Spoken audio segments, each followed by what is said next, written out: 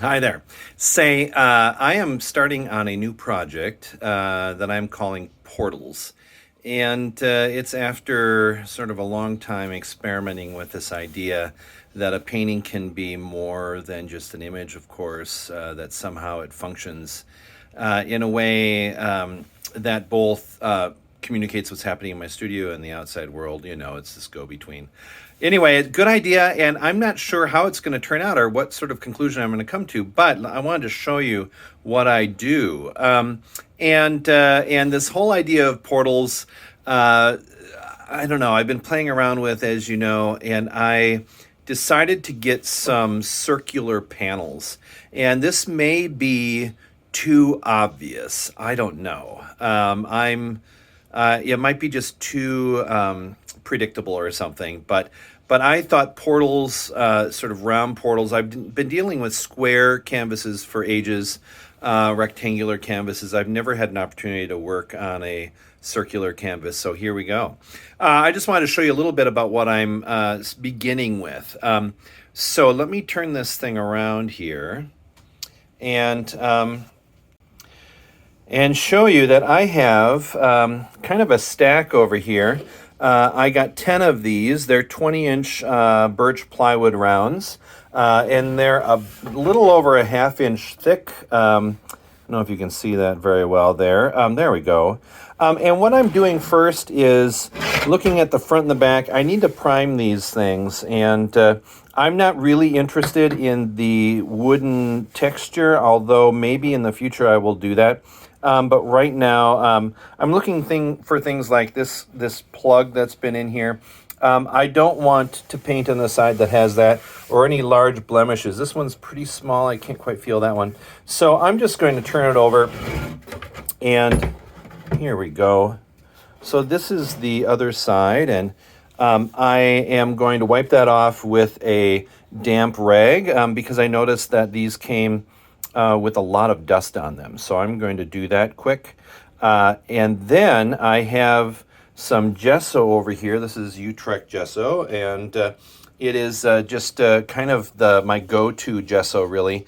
And I have my spray bottle, Fat Yoshi here, for spraying my panels here. So let me wipe those down, then I'll show you what it's like to gesso.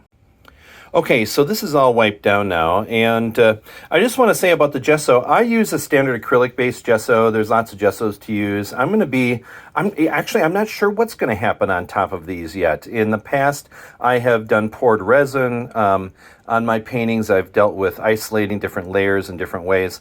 So I'm not quite sure, but what I want to do is prime this so that it can really accept lots of things. And so I'm beginning with this acrylic gesso. First thing I like to do when I'm working on wood boards is to get it wet. So I'm just going to use my spray bottle here, Fat Yoshi, to get the surface of this just a little bit damp. And what that does, it allows the gesso to just kind of soak in a little bit better. In this first coat, I'm going to brush out quite a ways. I'm not going to put on a thick coat first. And you can see here, I'm using this is a standard like house painting brush, really. I like using 2-inch brushes. My brushes, I beat them up so bad. I'm always sort of kind of misusing them, I suppose. I like to really throw around a lot of paint. So right now I am just brushing this out. I am using just a little bit of this gesso. You can see I'm going through many layers of just sort of brushing it out. And now I can see it's sort of gripping a little bit. It's staccatoing a little bit. So I'm going to give it another little spray with Fat Yoshi here. And let's see, here we go. And now you can see it's sort of flowing around a little bit. I'm going to try to do this. I'm going with the grain right now, and then I kind of pull back and I go slightly diagonal across the grain. And really, I want this gesso to soak into all of these pores. And I also don't want it to be too thick. So I've done the center section. I'm just going to give a little spray up here at the top. I'm going to get another one here. I'm so excited. I've been thinking about this idea of portals.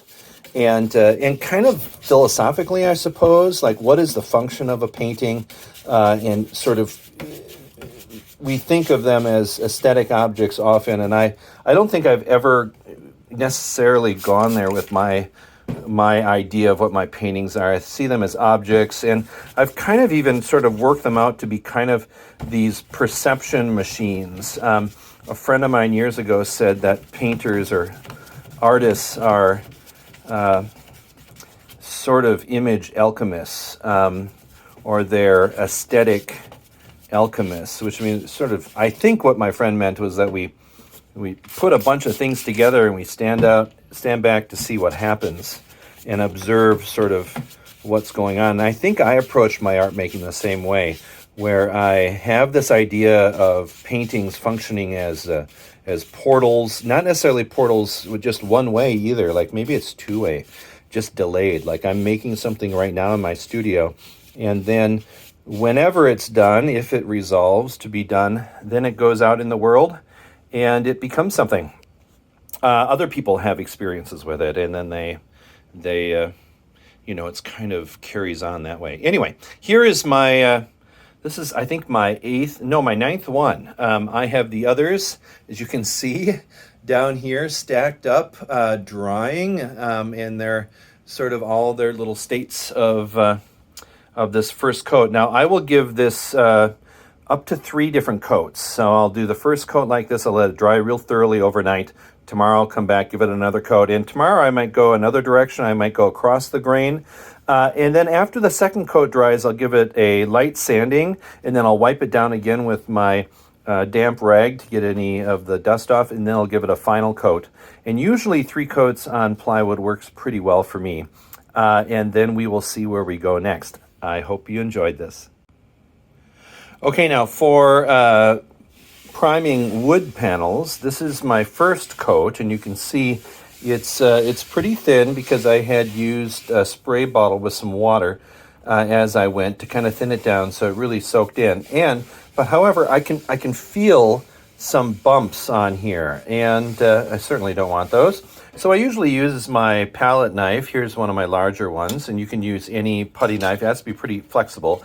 And then what I'm going to do is just scrape off the little, the tiny flecks. And so I'm going to go over this in one direction, and I can feel already. I took them all off. And now I'm going to flip this around and do it the other direction. I'm doing it with the grain. And this is after the first coat, and then I'm going to give it a second coat in just a second. So there is the first one done. I have 10 of these round pieces of plywood that I'm priming, getting ready for whatever happens in the studio here. But that's after the first coat. Make sure to scrape it down. Well, I'm pretty excited. I got all 10 rounds primed and ready to go, and it's hard to see back here because of the auto light function on the phone, but you can see them all stacked up down there, and a couple others on the easels there. So I've got 10. This is like one of the most exciting moments in the studio when I have lots of potential things to happen, anyway, I'm feeling it today. Okay, so here are the 10 round birch panels that have 3 coats of primer on them. And I have, the next coat I'm going to put on is this absorbent ground. I have golden absorbent ground. And I like using this because I like to start my explorations kind of loosely, and I really love using ink and ink washes as a beginning to my paintings, and some charcoal, and so I'm going to begin that way. And so I've been using this for years, and what it does when it dries, it makes a really nice sort of paper-like or watercolor paper-like absorbent surface, and it really works wonderful. So that'll be my next step. So I've scraped and I've sanded these, and now it's time to put on the absorbent ground. So I'll do it the same as the other layers, and then I may give it 2 coats. So off we go.